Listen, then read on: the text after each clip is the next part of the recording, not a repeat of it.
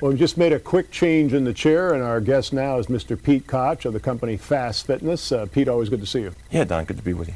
Well, Pete, as you've become kind of our fitness correspondents here on Health This Week, a couple of weeks ago, you ran me through a couple of fitness regimes that I could do, even though I've got a pretty serious neck injury. I've got to be careful as to what I can do.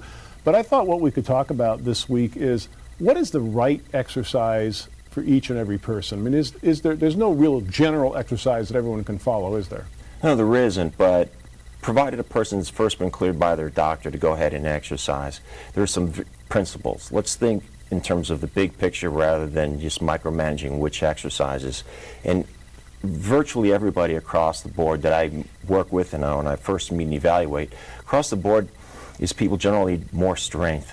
Their metabolism is low and sluggish, and then quite frankly they lack power. They lack enough muscle mass to be a powerful person. And particularly past the age of 30, we really get what I call underpowered.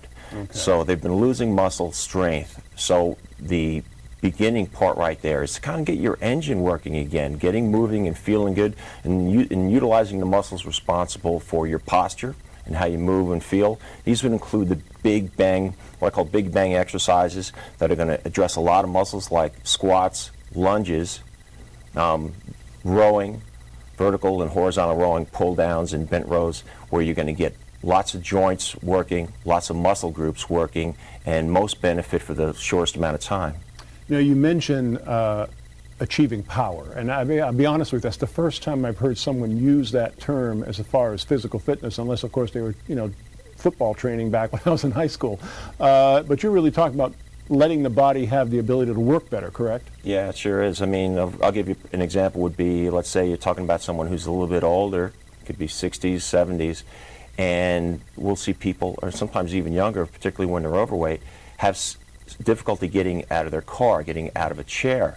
Well, we don't really, at first glance, maybe think of it, but it requires power to do that, and particularly, difficult, rather sublimely difficult thing to do is to get in and out of your car. You've got to twist, rotate, and have enough power through your hips and thighs and core to get in and out of the car. People actually begin to get injured. When I talk to my chiropractor and physical therapist friends, they say lots of people come in here with back and shoulder injuries because of getting in and out of the car. Wow. It shouldn't be that way, but because they've lacked sufficient leg strength and power, that you're getting hurt. Now, if we just get these people dialed in a little bit into some physical fitness and exercising properly, that this shouldn't be a problem in their lives. It's largely a quality of life issue.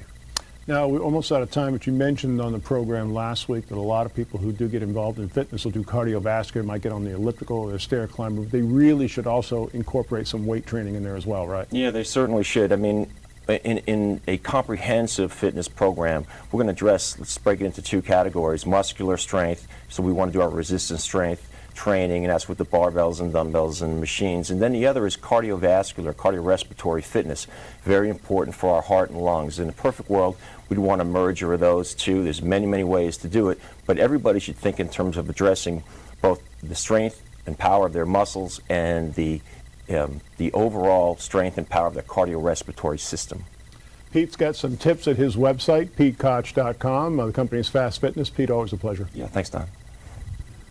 For more information about our featured guests, go to our website, healththisweek.com. Of course, Dr. De Silva and Dr. Thompson came to us courtesy of the Orange County Medical Association, ocma.org, Dr. Sheila, DrSheilaForeman.com.